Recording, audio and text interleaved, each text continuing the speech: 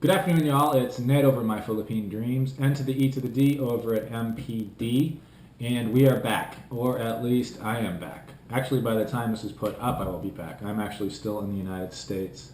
I won't be flying back to the Philippines for another 2 days, but you might have noticed that our channel has been somewhat quiet as of late.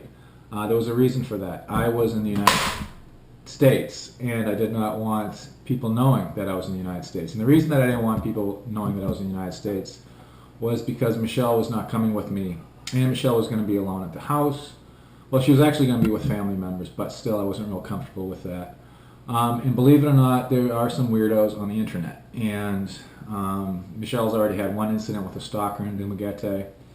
And I just didn't think it was cool or safe or groovy for me to be saying, hey guys, I'm going back to the United States. Michelle's staying here. Hope everything works out.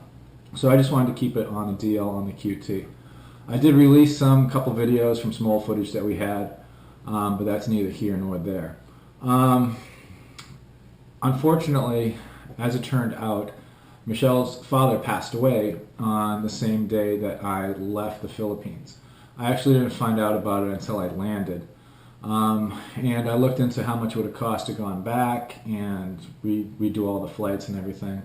And not only was the cost prohibitive for me to do that, but Michelle's going to be going back to Mindanao for the funeral and for all the services.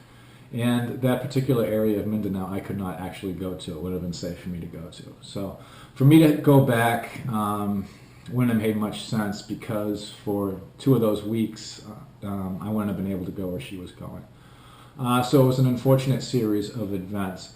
But let's get back to the reasons that I came to the United States. I also appreciate everybody expressing their condolences for the untimely passing of her father. It's a very bad situation. Thankfully, it was handled well, and everything was taken care of that needed to be taken care of. But the grieving process continues. Now, to get into the topic of this video, some of the things that I came back to the United States to take care of. First off, I had broken my back in September of 2014 in Mabini. And the fallout from that broken back continues. About 2 months before I left, I had a severe case of sciatica. I'd heard about sciatica, I'd heard about, nerves being impinged, but you don't really know how bad it is until you actually experience it. So coming back to the United States, I needed to get some MRIs done. We got the MRIs done. Basically, I have a herniation, a pretty bad disc herniation on L5, S1, which is impinging the L5 and S1 nerves pretty badly. And it's basically, the diagnosis is radiculopathy, something like that. Sounds like ridiculous. It's not actually sciatica. It's nerve impingement but it causes similar problems. The pain continues to be really bad some days. So what I'm planning on doing at this point, I'm going to take the conservative approach when I return to the Philippines. I am going to get a series of 3 epidural steroid cortisone injections into my spine over a 6-week period, and we'll see how that does. If that does not work out, I will probably have to come back to the United States and get what they call a microlumbectomy. Basically, it's spine surgery, but it's like day surgery. It's just a small incision. They go and shave off some of your spine or something, and that's supposed to take the impingement off, the pressure off the nerves that are being affected. So hopefully that all works out. I was just grateful to be able to get that stuff addressed, because it's been causing a lot of problems, as for anybody who has sciatica or lower back injuries can attest. I also had to deal with some tax issues. There were some questions. I had some monies in some foreign accounts, and there was a question of whether I had to file an FBAR, an FBAR, or an 8398. If you have over $10,000 in a foreign bank account, you're supposed to file an FBAR. The bad news is, if you don't report it, the sanctions, the fines are very serious. It's like tens of thousands of dollars, like half your money or whatever it is.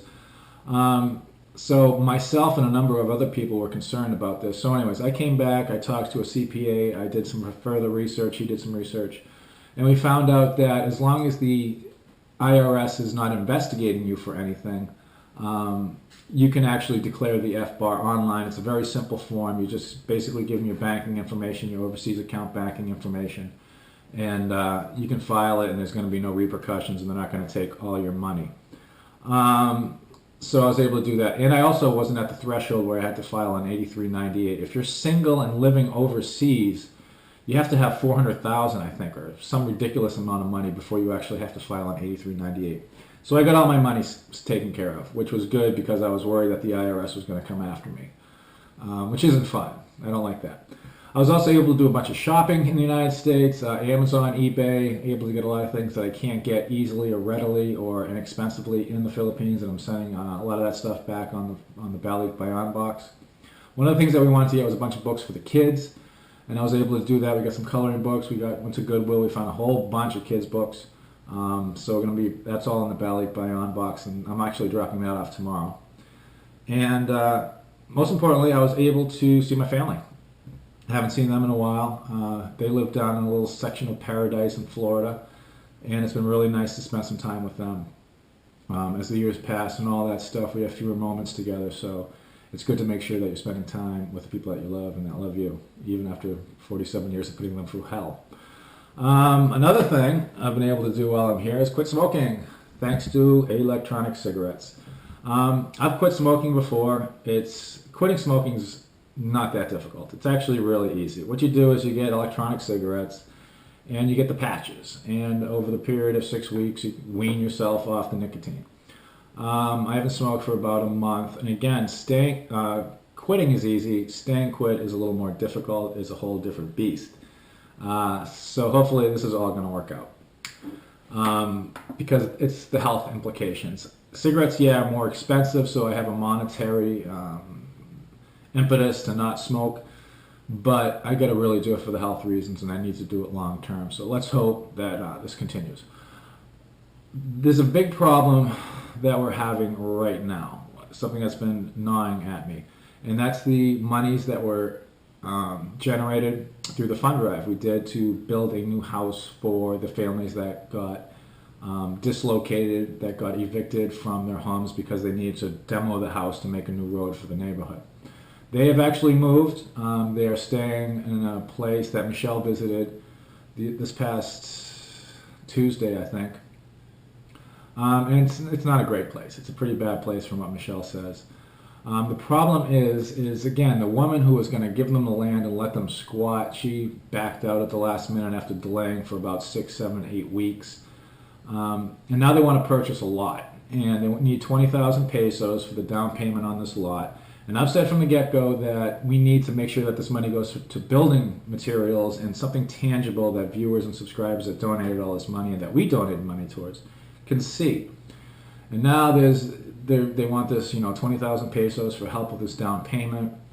And I asked Michelle, I said, what's up with the title? So she wanted to talk to them, and I guess the title was hereditary. There was some other people involved, some brothers and sisters that also had claim on the land. So it's, as usual, it's not a clean title in the Philippines. So hopefully they're going to get this finished, they're going to get this settled, because otherwise I'm going to have to refund everybody's money. The money's still there, don't worry about the money's all good.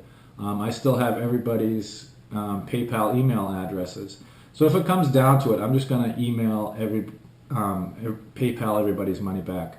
It'll cost me about 6% in fees to remit, to send back all the money. But we're going to see what happens, and hopefully something will come up where we can allocate the majority of this money, if not all this money, to the actual construction of a house.